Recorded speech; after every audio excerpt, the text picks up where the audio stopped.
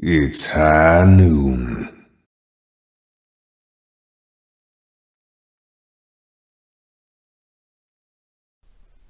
Alright, everybody, taking a look at my Ursula Creed model here.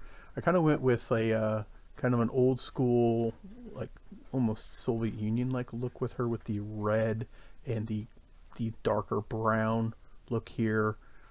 Around the back, you get all the debris and stuff that's on her base. I went with like the purple power sword, kind of Mace Windu-ish from Star Wars, and then all my accents are done in like a big, bright, shining gold. I feel like the model came out pretty good. I really enjoyed painting it, and I think it came out pretty good. I went with the green on her sash there to kind of match the helmet color that I run with all my Imperial Guard guys, and I think she came out good. I really enjoyed playing her. It's a cool model. Well, let's take a look at her rule set and what I think about her actually on the tabletop.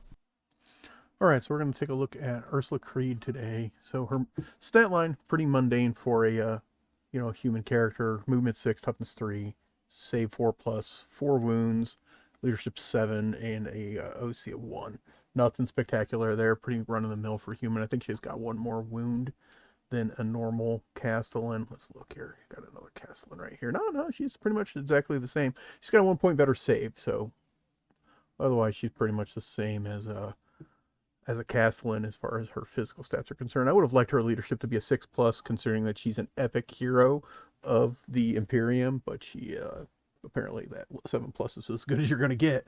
Her weapons, also nothing special. I like the names of them. Duty and Vengeance is pretty cool. She's wearing a pair of them right there on the front of her model there, which is kind of neat. The holsters have the Aquila emblazoned on them, which is pretty cool. Range 12, 4 attacks, hits on 3 or better, strength 5, minus 2 AP, 1 damage. So the minus 2 AP is nice, but they're 12-inch range. If you're using them, you're pretty much already screwed. So nothing special about those. And her melee weapons, obviously just a power weapon.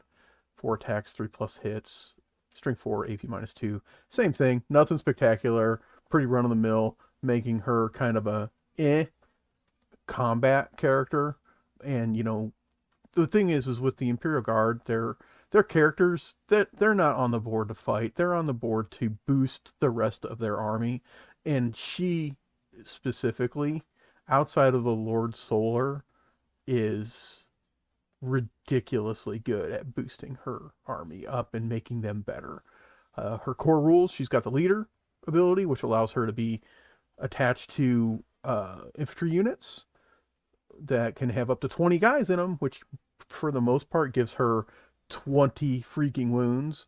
And Imperial Guard squads can typically have up to 2 leader models into them, so you can throw a commissar or a psyker or a command squad in there and have even more wounds to soak before she even takes wounds, unless somebody's got a precision weapon against her. She has voice of command, which allows her to give orders to various units. And one of the other things that makes her special above some of the other models or other leader models is that she can give 2 orders to regimental units, where I think a regular Castellan can only give 1. And I know that the command squads can only give 1. I think the Lord Solar can give 3. Again, that's what makes him badass, and we'll talk about him in a future video. Then the things that really put her above and beyond here are the Lord Castellan.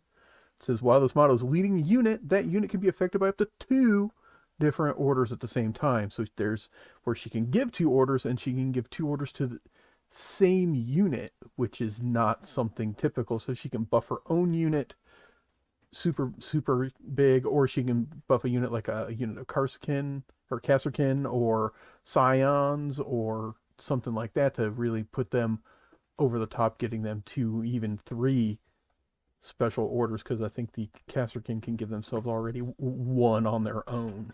So she could theoretically give the Kasserkin up to 3. And then she's got Tactical Genius, that once per battle round, 1 unit from your army within 12 inches of this model can be targeted with a stratagem for 0 command points, even if another unit from your army has already been targeted with that same stratagem this phase. That's dumb. I mean, that means that she can, if one of your units got your regular regimental units got wiped out, she can call the reinforcement in for free. You can Overwatch for free. You can command reroll for free. You can tank shock for free. There's all sorts. Actually, you can't tank shock because you can't do vehicles. But there's a dumb amount of things that she can do every battle round for free. She's worth potentially in like a 5-round game. That tactical genius is worth 10 command points potentially. 10. That's dumb, and it makes her almost an auto include in any Astra Militarum army because she's just bonkers good. Her actual abilities do nothing but boost the combat effectiveness of her entire army, which is precisely what a character of her caliber is supposed to do, and she does it. She has an invulnerable save of 5+, nothing spectacular there as far as her ability to do anything crazy as far as fighting. Again, she's not on the board to fight. She just isn't. She doesn't have any war gear options. And the squads you can put her in, Cadian Shop Troops, Infantry Squad, and a Castercan. So you could potentially put her into a Castercan squad. I don't know why you would, because those guys want to get out and fight, and she's not going to really help them too much as far as the fighting component is concerned. But if you are dropping them out there, she can use all of her abilities to boost them up. I think that's a risky play for her. I don't think I would do that. I would more likely drop her into an infantry squad. If I'm looking to keep her alive, I'm dropping her into a straight infantry squad, because if they're by an objective, the infantry squad gets to count as always being in cover. Or, you put her with Cadians, which is what thematically is where she's supposed to go. But, man, Ursula Creed, guys, she is freaking good.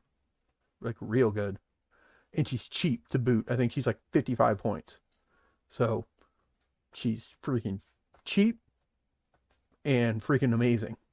And she should be included in pretty much every single Imperial Guard list, in my opinion. Obviously, theme, if you're playing more thematic campaign kind of style, that's one thing I wouldn't play her. But if you're just playing a straight up, normal game, where guys are fielding special characters and shit, she should be in your army 100%. So there you go, guys. Ursula Creed. She's freaking awesome. The model's pretty cool too. I really enjoyed painting it.